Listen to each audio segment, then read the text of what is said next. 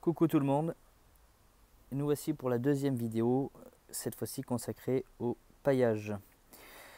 Je vais réaliser une vidéo, je pense, plus courte que la dernière. J'espère être le plus précis, le plus concis possible et explicatif. Donc voilà, je vais vous expliquer pourquoi pailler est une bonne idée selon mes critères, selon ce que j'ai envie de faire et comment je conçois le potager.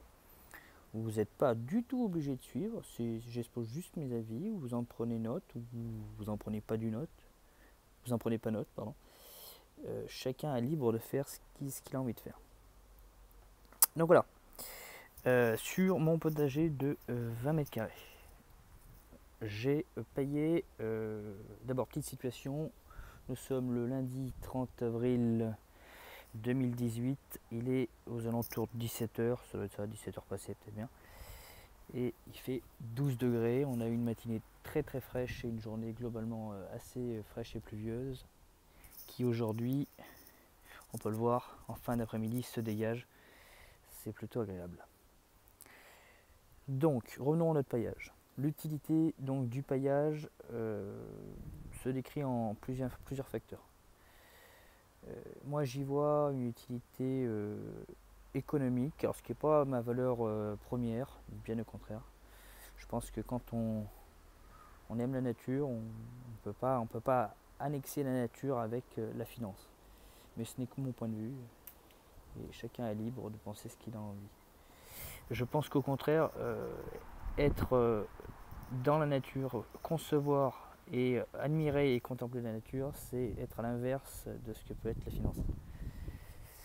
Donc revenons à nos moutons. Donc le paillage, économie sur la limitation des arrosages.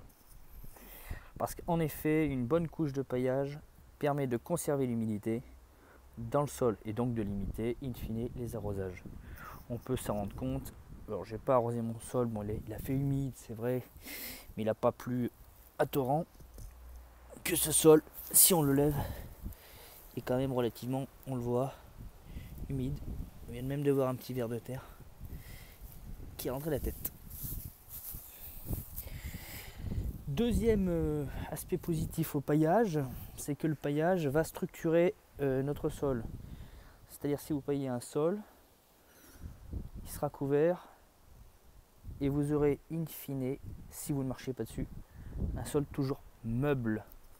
Et c'est un fait réel, puisque moi je me rends compte, c'est pas du tout une technique commerciale ou marketing ou que sais-je encore, c'est un fait réel. Donc c'est pas négligeable, puisque vous n'avez pas à travailler le sol, puisque le sol reste meuble grâce à la décomposition de cette paille ou de ce foin, parce qu'on peut aussi pailler au foin, ou à la tombe de pelouse, ou aux feuilles mortes. Enfin, tout est possible, il n'y a pas de restriction, il n'y a pas de process particulier, du moment que c'est de la matière organique. Donc décomposition qui va alimenter et préserver la vie microbienne. Cette vie microbienne qui va donc se nourrir de cette décomposition, enfin qui va créer la décomposition, qui va se nourrir de tout ça et créer in fine les nutriments nécessaires à nos végétaux, et qui va travailler, donc qui va se nourrir de tout ça et qui va pouvoir travailler le sol et l'aérer. Donc une technique, une utilité économique, limitation des arrosages, limitation également du désherbage, puisque on peut voir que j'ai installé à peu près ce paillage aux alentours du 19 février afin de produire un réchauffement du sol. Et depuis le 19 février, moi je n'ai pas du tout touché, on n'a quasiment aucune adventice, quelques brins d'herbe par-ci, par-là, rien d'exceptionnel, on peut le voir. Voilà. Donc limitation des arrosages, je le redis encore, limitation du désherbage, donc moins de temps, moins de corvée pour ceux qui détestent le désherbage, alimentation et préservation de la vie microbienne et meilleure structure du sol. J'y vois là que des avantages et très très peu d'inconvénients. Inconvénients qui peut se décliner en, on va dire, deux points. Le prix de la paille, de ce que vous pouvez trouver en commerce, est relativement élevé. Alors, essayez de trouver une méthode alternative au commerce de type jardinerie. Je ne prononcerai pas de nom pour éviter le dépôt de pub. Je ne suis pas payé pour ça d'ailleurs et je ne tiens pas à le faire, même si je l'étais. Et deuxième point, la paille peut et tend à conserver les ravageurs du style limaces. Elles ont tendance à vouloir bien swiner là-dedans, ce qui donne un peu plus de travail. Mais globalement, il y a beaucoup plus de points positifs que de points négatifs. Alors quand je dis accueille les ravageurs, vous pouvez le voir, moi je paille, on est le 30 avril, le jardin est quand même relativement sain. Il n'y a pas de... C'est paillé depuis février. Donc quand je dis ravageurs, c'est juste, moi je l'ai remarqué sur les limaces, elles ont tendance à s'enfouir un petit peu sous la paille. C'est ce pourquoi on peut y voir qu'ici, on n'a pas de paille parce que j'ai une grosse crise de limaces qui ont repéré de loin, à mon avis, la fraîcheur de ces petites laitues et qui se cachaient dans la paille. Donc durant la période de traitement de ces limaces, j'ai dépaillé la zone, la planche, afin de limiter des endroits de refuge. Et là je vais sous peu d'ailleurs repailler, j'attends un tout petit peu que mes semis qui se trouvent ici de betteraves soient bien plus hautes pour éviter de les étouffer. Voilà donc cette paille, comme on l'a dit, économie financière sur l'eau, économie de temps sur le désherbage, meilleure structure du sol et alimentation de la vie microbienne qui elle travaille pour nous, je le rappelle. Et vous pourrez trouver un peu plus d'explications sur la vie microbienne sur la vidéo suivante consacrée au compostage, qui vous dévoilera tout ça en détail. Autre point qui peut se poser, c'est la quantité. Que mettre comme épaisseur de paille? C'est une question que je m'étais également posée et il m'a fallu un peu de temps pour y répondre. J'ai fini par trouver la réponse. Alors sur 20 mètres carrés, sur mon jardin de 20 mètres carrés environ, j'ai acheté dès lors 4 bottes de paille de ce type, puisque c'en est une entière, on peut voir. Une botte fait l'équivalent entre 10 et 12 kg, c'est la botte standard me semble-t-il. Et j'en ai acheté 4. 3 sont placés ici. Sachant que moi je paille avec une épaisseur de 4 à 5 cm, donc une bonne épaisseur. Une très très bonne épaisseur qui permet de limiter la lumière, donc le développement des adventices et des pseudo-mauvaises herbes qui pour moi ne sont pas forcément des mauvaises herbes.